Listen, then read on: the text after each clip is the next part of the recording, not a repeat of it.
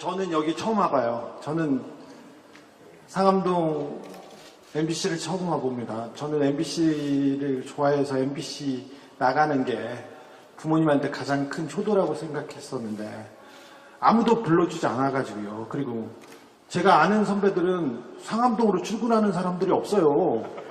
그 아는 사람들이 여기서 관리 파트에 남은 사람들도 저를 만나려면 2블럭 떨어진 데서 약속을 하고요. 그래서 거기서 만나고 사라지곤 했었습니다. 그런데 오늘 여기 오니까 다 모였네요. 여기 계셨네요. 다 잘 계셨네요. 제가 MBC에 다니던 가끔 가던 여의도 시절에 MBC는 정말 최고였습니다. 기자를 주눅들게 한, 모든 기자를 주눅들게 할 만큼 보도가 훌륭했고요. 인물들도 출중했죠. 기자만 훌륭했냐? 아나운서들 얼마나 뛰어났습니까? PD들도 그랬습니다. PD들.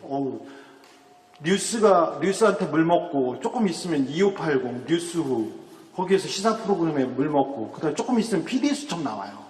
그럼 또 다시 물 먹고 좌절하고 있으면 또 라디오 나옵니다. 얼마나 훌륭. MBC는 사실 비정규직이었는데 작가들도 훌륭했어요. 김은희, 김초희 막 이런 사람들 얘기를 하다 보면 너무 훌륭했어요. 최고였죠.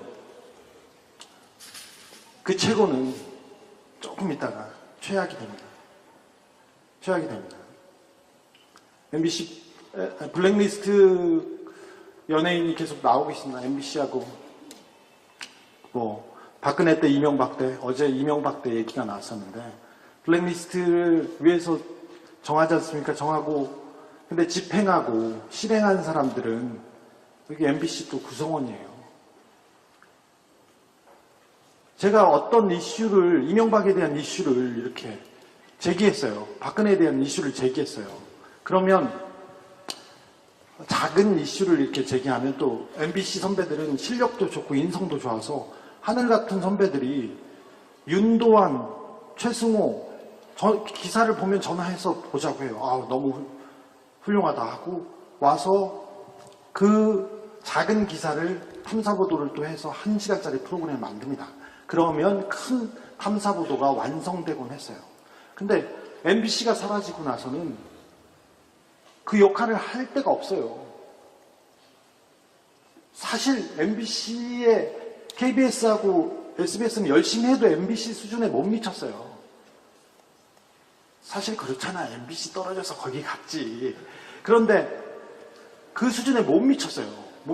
그런데 지금은 모든 방송가 제대로 된 거예요. 큰 언론이 다 넘어가가지고 어려워 죽겠어. 저 이명박 잡겠다고 계속 돌아다니고 있는데 힘들어 죽겠어요, 진짜. 근데 MBC가 있었으면 이렇게 망가지진 않았을 텐데 그 생각 계속합니다. 지난번에 파업을 했습니다. 다시 돌아왔는데 실패라고 생각하지는 않지만 또 성공하지도 못했어요. 그때를 기억합니다. 그때 권순표 앵커가 마이크를 잡고 있다가 동료들이 파업을 하는데 나는 마이크를 잡을 수 없다고 내려놓았습니다. MBC 기자들, 내가 아는 MBC 선배들은 다 그렇습니다. 근데 그 자리를 권재웅이 했나요? 권재웅이었나요? 그렇습니다. 그리고 많은 아나운서들, 많은 진행자들이 파업에 동참하겠다고 마이크를 내려놨습니다. 근데 그때부터 스포츠 캐스터까지 내려놨죠? 서영욱이었던가요? 서영욱 해설가. 그런데 그 자리를 다른 사람들이, 진짜 보고 싶지 않은 사람들이 마이크를 잡습니다. 김성주가 특별히 많이 잡았는데 저는 그런 사람이 더 미워. 진짜 패 죽이고 싶은데 어제는 시사인에 제가 가끔 사무실에 가요. 저도. 그런데 전화가 왔어요. 우리 편집국장이 고재규라고 굉장히 양반인데 화를 내고 있더라고요. 그랬더니 누군가 했더니 김윤덕 조선일보 기자라고 김성준의 누나래. 그런데 강재영 아나운서가 시사인의 파업일지를 쓰고 있는데 파업일기를 쓰고 있는데 거기에 김성주가 한 줄 들어왔대요. 그래서 누나가 항의하러 진짜 매너라고는 하나도 없이, 예의라고는 하나도 없이 윽박지르고 있더라고요. 뭐 조선일보 스타일이니까 이해할 수 있는데, 김성주를 기억합니다. 권재용을 기억하고 이진숙을 기억합니다. 제 뒤에 제동이가 와 있어서 제동이한테 금방 마이크를 넘기겠습니다. 그런데 이 얘기는 조금 했으면 좋겠습니다. 블랙리스트를 만든 사람은 이명박이고 김재철인지는 모릅니다. 그런데 실행한 사람들은 여러분의 동료였고 누가 어떻게 됐는지 알지 않습니까? 알잖아요. 어떤 일이 벌어졌고 지시를 내렸는지. 제가 MBC에서 인터뷰 프로그램을 하고 있었어요. 그때 박원순 시장을 인터뷰를 했어요. 하다가 원세훈 얘기를 한마디 했어요. 원세훈이 그때 박원순 시장을 고소했었거든요. 그래서 아니 둘이 잘 아는 사이에 잘 지내라. 이런 걸로 국가기관이 무슨 소송까지 하냐. 이 한마디 했는데 그날 잘렸어요. 누가 어떻게 지시했는지 알지 않습니까? 국정원 어떤 요원이 누구를 통해서 했는지 알지 않습니까? 잘 보고 기억해야 됩니다. 잘 보고 기억해야 됩니다. 동료들이 이렇게 어려울 때 누가 들어와서 마이크를 잡고 누가 지금 끝까지 누리고 있는지 이 얘기도 해주셔야 됩니다. 해주셨으면 합니다. 저도 파업을 겪었었는데요. 파업했을 때 손석희 선배가 그 얘기 하더라고요. 파업은 엄청 고통스러운 일인데 잘 이겨내기 바란다. 그런데 저는 파업 때 좋았어요. 회사 안 가도 되고 그 기사 안 써도 되니까 좋았어요. 놀고. 그런데 이렇게 모여서 구호 외치고 막 그런 건 저는 싫더라고요. 부끄러움 많이 타가지고. 그래서 이건희 탈 있지 않습니까? 이건희 탈을 쓰고 가만히 숨어 있었는데 그래서 파업을 즐겁게 회사를 안 가고 땡땡이를 그냥 합법적으로 치면서 잘 놀았습니다. 어차피 돈을 못 버니까. 근데 나중에 보니까 흰머리가 가득 쌓였더라고요. 여러분의 심정이 어떤지 제가 조금 압니다. 근데 여기서 힘을 내주셔야 됩니다. 이 싸움이 쉽게 끝나지 않습니다. 김장겸은 김재철보다 더 야같고 더 교활합니다. 그래서 크게 책 잡힐 일은 안 할 거예요. 안 했고. 그리고 짧지 않습니까? 근데 이 시간이 길어지면 고통스럽고 그래서 이렇게 동력이 빠지고 어떻게 하고 이렇게 얘기를 다른 많은 이 얘기가 나와서 변수들이 나와서 이 파업을 성공으로 이끌겠다는 그런 동력이 떨어질 수밖에 없습니다. 그럴 때일수록 이렇게 마음을 가다듬고 열심히 싸워야겠다 그런 거 하지 마시고 그냥 노세요. 그냥 놀고 있다가 자기 개발하고 스피커 깎아가지고 장인된 사람도 있잖아요. 그리고 전문가들이니까 책 쓰고 놀고 그리고 뭐 그러세요. 그리고 여러분들은 전문가들이니까 뭘 하나씩 만들어도 돼요. 팟캐스트 만들면 돈도 많이 벌어요. 김어준 그런 애가 지금 팟캐스트를 장악하고 있잖아. 잘 아시잖아요. 그 사람 내공이 아무것도 없다는 걸. MBC 라디오 나와서 상담 프로 할 때 고민 상담하면 여자한테 무조건 헤어져. 그게 그 사람의 정답이에요. 더 이상 없어. 아니 그런 애가 방송도 이렇게 돈 많이 벌고 있지 않습니까? 자, 다큐멘터리 그거 돈 됩니다. 저 뭐 하나 만들었는데 한 2억 정도 들었나 봐요. 2억 정도 들었는데 배급사 홍보사에서 벌써 돈을 많이 줘가지고 손익분기점이 넘어갔어요. 그리고 막 사람들이 들어와서 부끄러워 죽겠어요. 공범자들 많이 보면 되는데. 그리고 다른 일 하면서 조금 여유를 갖고 가셨으면 해요. 어차피 이기는 싸움입니다. 그런데 조급해하지 말고 항상 조급해하지 말고 천천히 갔으면 합니다. 특별히 직장이 좋은 사람들 파업에 제가 맨날 끌려가서 얘기를 하고 어디 가서 이렇게 얘기를 하는데 그런 사람들 파업이 어려워요. 특별히 돈을 많이 조금 어느 정도 받는다 이런 사람들 파업이 성공하기 가장 어렵습니다. 그래서 여러분이 지금 생각해야 될 것은 다른 게 아니고 여유를 갖고 좀 놀자. 이 기회에 좀 놀아보자. 이런 생각을 하면서 천천히 가면 반드시 좋은 결과가 있으리라고 생각합니다. 저는 여기에서 가보겠습니다. MBC 파업을 지지하고 응원한다. 김장겸과 그리고 다른 사람들의 비리를 추적해서 제가 곧 보도에 안녕하십니까, 엠비입니다. 올리겠습니다. 그 BBK 사건 새로운 단서 나왔다면서요. 예, 막 그렇습니다. 예. 사실 나도 BBK 얘긴 많이 알지. 그러시겠지. 그 우리 둘이 경선할 때부터 얘기 많이 들었고 나도 와, 진짜 오래된 얘기다. 응? 오랫동안 꽁꽁 잘도 묶어놨었네. 이미 아이고. 대법까지 갔던 거를, 응? 이제 와서 뭘 또 이렇게 꺼내가지고 말이야. 사람이 치사하게 말이야. 그 새로운 혐의가 나오고 그러면은 뭐 다시 재수사 하는 거지 무슨. 그만 좀 괴롭히십시오. 정말 실망입니다. 원래? 그 예전부터 이미 말도 안 됐었잖아요. 상식적으로. 응? 동영상은 있는데 응? 주어가 없다? 그 무슨 이딴 식의 얘기나 하고. 응? 그 본인이 생각해도 웃기지요. 그 웃겨. 거봐. 이거 안 웃기 힘들지. 주어가 없으니까 아니다? 그 정말 코미디 전설이야. 뭐 솔직히 그때 나도 그걸 보면서 이야 5천만 국민 앞에 저런 얘기가 통할까? 통했잖아. 통한 게 아니라 농락한 거지. 그런 건가?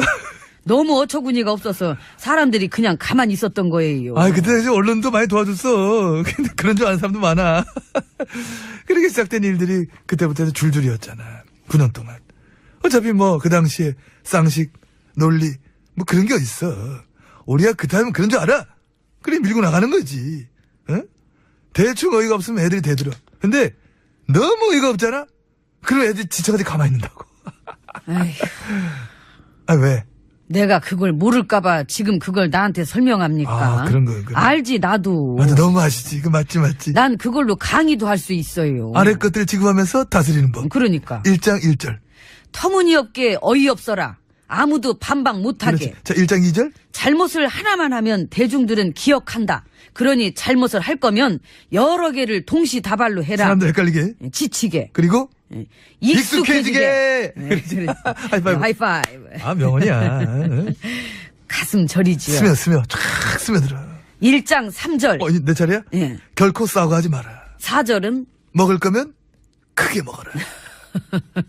한 끼 식사 훔쳐 먹고 도둑되지 마라. 아예 그 식당을 가져라. 주인이 될 것이다. 그러니까. 이런 거지. 우린 이런 식으로 해서 전해져 내려오는 이야기들 모아가지고 이 공동 지필로 책 하나 낼까 봐요. 책 제목? 도덕적으로 완벽해지는 방법. 도서출판 적폐. 좋다. 하이파이. 좋다. 오늘 깔끔하게 들어가자. 예, 같이 오늘 딱딱 떨어진다 오늘. 문 열어요. 야, 시원하다. 어서 오세요. 예, 안으로 들어왔습니다. 근데 우리가 얘기했던 게 이미 이 바다에서 유명해가지고. 그렇죠. 그 일종의 바이블인데. 그러니까. 뭐 당장은 봐도 알잖아. 아예 터무니없게 어이없게 행동해라. 지금 잘하고 있잖아, 우리 후배들이. 많이 컸어요. 그 원래도 잘했어. 그래도 우리가 없는데도 잘하니까. 그게 모든 선배들의 마음이야. 우리 없어도 애들이 잘할까? 근데 기우야, 애들 잘해. 일단 그 선배님께서 노고가 많으셨습니다. 뭘 또 이렇게 좀 인사까지 하고 있어. 여러 가지가 참 많이 그렇지만 지금 화제가 되고 있는 이 블랙리스트도 선배님이셨고 당연히 알고는 있었는데 대를 이었어. 블랙리스트의 꽃을 활짝 피워주셨습니다. 앞서서 실천하셨던 노고 덕분입니다. 그래 따지면 저도 참 겸손해집니다. 블랙리스트가 이게 또 사실 우리 때 발명품 아니지 않습니까? 이미 70년대 때 고개가 숙여집니다. 대신 인사 좀 받아주시기 바랍니다. 아유. 다시 숙이겠습니다. 예. 이게 좀 바로 그 시절에 비하면 사실 뭐 부족함을 느낍니다. 그래도 MB님 시절의 블랙리스트는 그 뭐랄까 어떤 차별화되는 그런 부분들이 있지 않습니까? 그 무슨 합성 사진 같은 것도 만들었다면서요. 진짜 이 조잡스러움의 극치가 아닙니다. 과찬해집니다. 한 나라의 국가기관 정보 요원들이 세금 받아먹고 일한다는 게 고작 댓글이나 달고 앉았고 이 합성 사진 만들어서 유포나 시키고 그런 활동을 뭐라고 불렀다고요? 특수공작. 저런. 아이고. 솔직히 어디 그것뿐이겠습니까? 극우사이트 애들이랑 누가 맛이 갔나? 욕하기 운동. 조작질 활동. 경쟁적으로만. 가지가지 했지요. 가지가지 했습니다. 세훈 씨 그분은 성격이 어때요? 우리 원원장? 조잡스러워? 어떤 깨알 같은 면도 있지. 근데 집요하면서 꼼꼼해. 스타일이 그런 게 있어. 그러니까 이게 불법적인 일을 하면서 이제 조잡스럽고 집요하고 꼼꼼하면 이건 뭐 심지어 부지런해. 최고지 그 정도면은. 불법을 갖다가 집요하고 꼼꼼하고 부지런하게. 왜 맡겼는지 알겠다. 적임자니까. 든든하셨겠어요. 아우 그랬는데 아유. 댓글 부대가 다 죽어서 어떠세요 요즘은? 다 죽었대? 그 정보원 쪽, 양지회 쪽 그쪽은 그쪽이야 폭삭했겠지만은 그렇다고 적폐들이 다 죽었나? 걷어내고 채워준 적폐가 지금 몇 개나 되나? 그대로야. 그러네. 가지가지 종류별로 댓글 활동 각계 전투 지금 펄떡펄떡이야. 봐봐. 그냥 그래 생각하면 돼. 적폐들이 살아있는 한 아무것도 바뀌는 건 없다. 민심이 방심할 때만 기다리는 거야. 방심. 근데 아직도 그렇게 뭔가를 믿는 구석이. 그만 좀 괴롭히십시오. 정말 실망입니다. 응? 같이 오래 못 놀겠네. 아, 너무 괴롭혀 진짜. 말투. 내일은 나 진짜 안 올 거야. 혼자 놓쳐는. 갈게 난. 모레도 안 나올 거면. 밥은 여기까지 안 먹어 나는. 백수. 저는 여기 처음 와봐요. 저는 상암동 MBC를 처음 와봅니다. 저는 MBC를 좋아해서 MBC 나가는 게 부모님한테 가장 큰 효도라고 생각했었는데 아무도 불러주지 않아가지고요. 그리고 제가 아는 선배들은 상암동으로 출근하는 사람들이 없어요. 그 아는 사람들이 여기서 관리 파트에 남은 사람들도 저를 만나려면 2블럭 떨어진 데서 약속을 하고요. 그래서 거기서 만나고 사라지곤 했었습니다. 그런데 오늘 여기 오니까 다 모였네요. 여기 계셨네요. 다 잘 계셨네요. 제가 MBC에 다니던 가끔 가던 여의도 시절에 MBC는 정말 최고였습니다. 기자를 주눅들게 한 모든 기자를 주눅들게 할 만큼 보도가 훌륭했고요. 인물들도 출중했죠. 기자만 훌륭했냐? 아나운서들 얼마나 뛰어났습니까? PD들도 그랬습니다. PD들. 뉴스한테 물 먹고 조금 있으면 2580 뉴스후 거기에서 시사 프로그램에 물 먹고 그다음에 조금 있으면 PD 수첩 나와요. 그럼 또 다시 물 먹고 좌절하고 있으면 또 라디오 나옵니다. 얼마나 훌륭. MBC는 사실 비정규직이었는데 작가들도 훌륭했어요. 김은희, 김초희 그 수준에 못 미쳤어요. 그런데 지금은 모든 방송가 제대로 된 거예요. 큰 언론이 다 넘어가가지고 어려워 죽겠어. 저 이명박 잡겠다고 계속 돌아다니고 있는데 힘들어 죽겠어요, 진짜. 근데 MBC가 있었으면 이렇게 망가지진 않았을 텐데 그 생각 계속합니다. 지난번에 파업을 했습니다. 다시 돌아왔는데 실패라고 생각하지는 않지만 또 성공하지도 못했어요. 그때를 기억합니다. 그때 권순표 앵커가 마이크를 잡고 있다가 후배들이 동료들이 파업을 하는데 나는 마이크를 잡을 수 없다고 내려놓았습니다. MBC 기자들, 내가 아는 MBC 선배들은 다 그렇습니다. 근데 그 자리를 권재웅이 했나요? 권재웅이었나요? 그렇습니다. 그리고 많은 아나운서들, 많은 진행자들이 파업에 동참하겠다고 마이크를 내려놨습니다. 근데 그때부터 스포츠 캐스터까지 내려놨죠? 서영욱이었던가요? 서영욱 해설가. 그런데 그 자리를 다른 사람들이, 진짜 보고 싶지 않은 사람들이 마이크를 잡습니다. 김성주가 특별히 많이 잡았는데 저는 그런 사람이 더 미워. 진짜 패 죽이고 싶은데 어제는 시사인에 제가 가끔 사무실에 가요. 저도. 그런데 전화가 왔어요. 우리 편집국장이 고재규라고 굉장히 양반인데 화를 내고 있더라고요. 그랬더니 누군가 했더니 김윤덕 조선일보 기자라고 김성준의 누나래. 그런데 강재영 아나운서가 시사인의 파업일지를 쓰고 있는데 거기에 김성주가 한 줄 들어왔대요. 그래서 누나가 항의하러 진짜 매너라고는 하나도 없이, 예의라고는 하나도 없이 윽박지르고 있더라고요. 조선일보 스타일이니까 이해할 수 있는데 김성주를 기억합니다. 권재용을 기억하고 이진숙을 기억합니다. 제 뒤에 제동이가 와 있어서 제동이한테 금방 마이크를 넘기겠습니다. 그런데 이 얘기는 조금 했으면 좋겠습니다. 블랙리스트를 만든 사람은 이명박이고 김재철인지는 모릅니다. 그런데 실행한 사람들은 여러분의 동료였고 누가 어떻게 됐는지 알지 않습니까? 알잖아요. 어떤 일이 벌어졌고 지시를 내렸는지. 제가 MBC에서 인터뷰 프로그램을 하고 있었어요. 그때 박원순 시장을 인터뷰를 했어요. 하다가 원세훈 이런 사람들 얘기를 하다 보면 너무 훌륭했어요. 최고였죠. 그 최고는 조금 있다가 최악이 됩니다.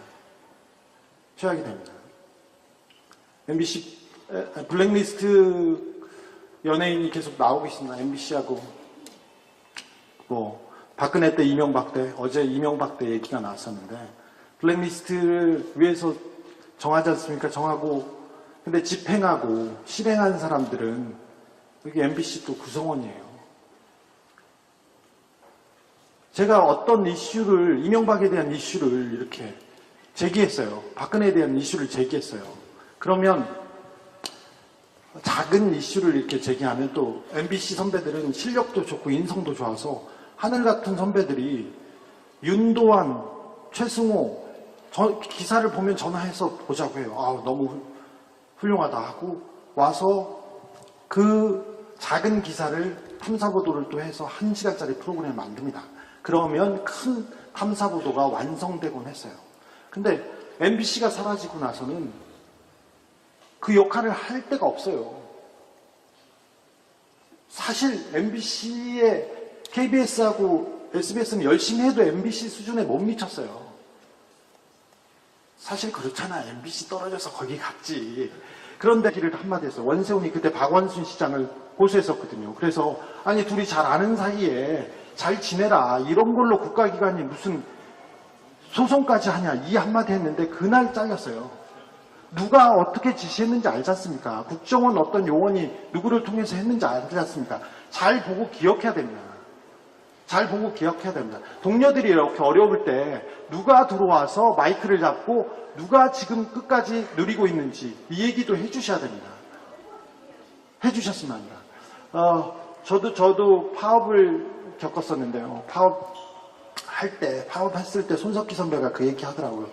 파업은 엄청 고통스러운 일인데 잘 이겨내기 바란다. 그런데 저는 파업 때 좋았어요. 회사 안 가도 되고 그 기사 안 써도 되니까 좋았어요. 놀고. 그런데 이렇게 모여서 구호 외치고 막 그런 건 저는 싫더라고요. 부끄러움 많이 타가지고. 그래서 이건희 탈 있지 않습니까? 이건희 탈을 쓰고 가만히 숨어 있었는데 그래서 파업을 즐겁게 회사를 안 가고 땡땡이를 그냥 합법적으로 치면서 잘 놀았습니다. 어차피 돈을 못 버니까.